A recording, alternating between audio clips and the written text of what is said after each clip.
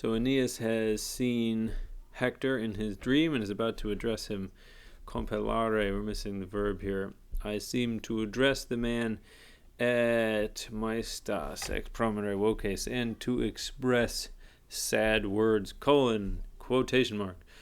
O lux Dardanii, O lux Dardanii, space o fedissima teucrum, quaetantai tenuere morai. O light of Dardania, that's Troy.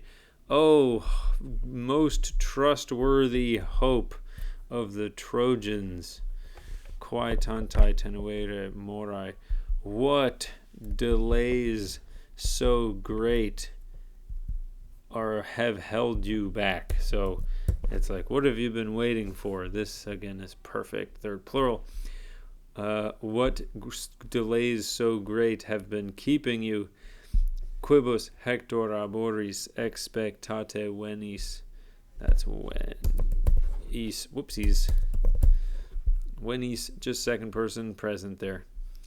From what shores, Hector, do you come? Expectate. That's a perfect passive participle in the nominative. In the masculine singular vocative. So Hector is vocative, and expectate is agreeing with Hector. So it's expected or awaited or long awaited, and it's addressing Hector. Oh, long awaited Hector, something like that. So from what shores do you come, long awaited Hector, or Hector long awaited? Ut te post multa tuorum funera, post varios hominum curbis quelabores defes aspicimus. Ut there is exclamatory, and that's why the editor has chosen to put an exclamation point there. So you could, if you are a Roman, use an infinitive, accusative infinitive construction to express exclamation, or you can use ut plus the indicative to express exclamation. But it's not a subordinate clause, and that's how you can tell. This is a main clause that starts with ut, and that's how you can tell that it's doing exclamatory stuff, not subordinate clausey stuff. Okay, so how do you translate that? It's like how we expected, how we awaited, or something like that. And defesi is agreeing with the subject. So te, direct object. Oh, so how after many funerals of your people, after the various labors of men and of the city, how we worn out awaited you. So if you want to do that in better, closer to English word order, it would be like, how worn out after many funerals of men, after the various labors of humans and of the city, we awaited you. Is that okay? Quae caus indigna serenos fordavit vultus. What cause unworthy, what unworthy reason has befouled your serene countenance? This is vultus, it's fourth declension word, accusative plural here. So faces, you better off saying countenance or something like that in English. What unworthy cause has befouled your serene countenance? Aut cur haec vulnera cerno, or why do I see these wounds? So it's as if Aeneas in his dream doesn't recognize why Hector is looking all bruised and battered the way he is. Ille nihil, nec me quaerentem vana moratur. I don't know why they wrote that as a U there. Sometimes people do that in other texts, but we're used to seeing it as a V, like in vulnera. Ille nihil nec me quaerentem vana moratur. That one, nothing. So it's like he didn't answer anything. So you just imagine some verb of saying there. He said nothing, nor does he delay with respect to me asking empty things. So moror means delay, but when it takes an object like this that's a person, you could say it's like delay over or heed. Nor does he heed me asking empty things. Sed graviter gemitus imo de pectore ducens, but heavily from his deepest chest, leading a groan. Imagine verb of saying. How fuge, this is my Hector ghost voice. How fuge nate dea te quis. Damn it, microphone. Spoiling my Hector ghost. How fuge nate dea te quis aet eripe flammis. Alas, flee, born of a goddess. So nate there, yeah, that's also a vocative, perfect, deponent participle from naskor. So natos means born, and nate there vocative. Okay, so nate is referring to Aeneas. You born from a goddess. That's an ablative of origin. Alas, flee, born of a goddess. And eripe, there's your imperative. That also is an imperative. Que is joining those two there. And rescue yourself from these flames. Te, there is a reflexive pronoun because the subject of imperatives is always second person. That's second person. From these flames, ablative of separation.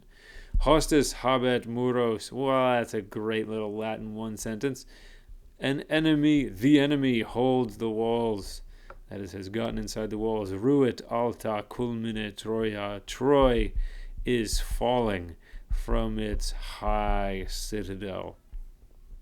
Sat patriae priamoque datum. Enough has been given. Sat, the subject here, and this is the verb, so make it do that. Enough has been given to the country and to Priam, to the fatherland, and to Priam. So he's saying, you've done enough, Aeneas. Si Pergama dextra defendi possent et iac. That's a tough one. Defendi possent et iac defensa fuissent. This is a big sentence right here. If Pergama, Troy, recognize that form? Possent, that's imperfect subjunctive. Okay, so imperfect subjunctive in a C clause makes it a present contrary to fact. If Troy were able, present passive infinitive, to be defended, dextra, that's ablative, by a right hand, fuissent, so you may recognize that as pluperfect subjunctive, it would have been, so imperfect subjunctive here, in the protasis, it's a present contrary to fact. Here, it's past contrary to fact. So this is a mixed contrary to fact condition. If it were now able to be defended by a right hand, it would have been defended already by this one. By what one? By this right hand, meaning his own right hand. Hector's like holding up his right hand as he says this. Sacra suosque tibi commendat Troia penatis. The sacred things. Let's see, start with the subject, shall we? Troy entrusts to you its sacred things and its household gods. Hos cape fatorum comites. Take, another imperative, take those comrades of fate. So like take whatever comrades that fate allows you to take. His moenia quaerere magna per erato statues quae dignique ponto. Let me do that better in meter. hos cape fatorum comites his moenia quaere magna pererato statues quae denique ponto. That last line is still a little rough. Anyway, so take these comrades of faith, of the fates, his moenia, seek great walls for these. So take whatever Trojan companions the fates will allow you to, and seek great city walls for them, which quae antecedentes moenia, which statues you may found. Present subjunctive in a relative clause of purpose. Which you may found at last, ablative absolute, with the sea having been wandered over. So after you have wandered the sea you may found at last. Sic I it, thus he spoke, et manibus vitas vestamque potentem aeternum quaditis effert penetralibus ignem.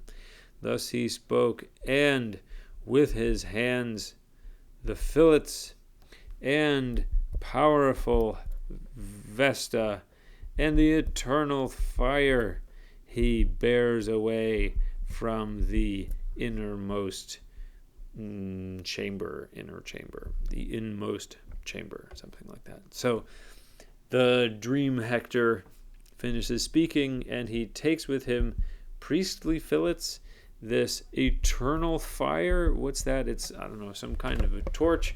This is significant, not some kind of a torch. It is a torch which has been lit from the fire of the Vestals. So the Vestal fire is these Vestal virgins were that maybe you've heard of. Their job, they were priestesses of Vesta, and their job was to keep a fire burning in the city of Rome, and from that fire you would light the fires in your houses. And more symbolically than that, they would light fires that would be brought to colonies. So like the original fire from Vesta would be brought to the colonies to be lit in some other place. And this is where we get like that Olympic torch idea, that a torch is can be carried in many ways, and the lighting of a fire is a symbolic beginning point for the Olympics, an event, and for them of a colony which has its roots in the city of Rome. Now, so transfer that idea anachronistically onto Troy, and you've got this same idea here. It's as if in commanding Aeneas to go found a new city, he is also, by having this torch with him and these priestly accoutrements, giving him a symbolic permission to bring the city of Troy itself somewhere else to become a colony. Okay.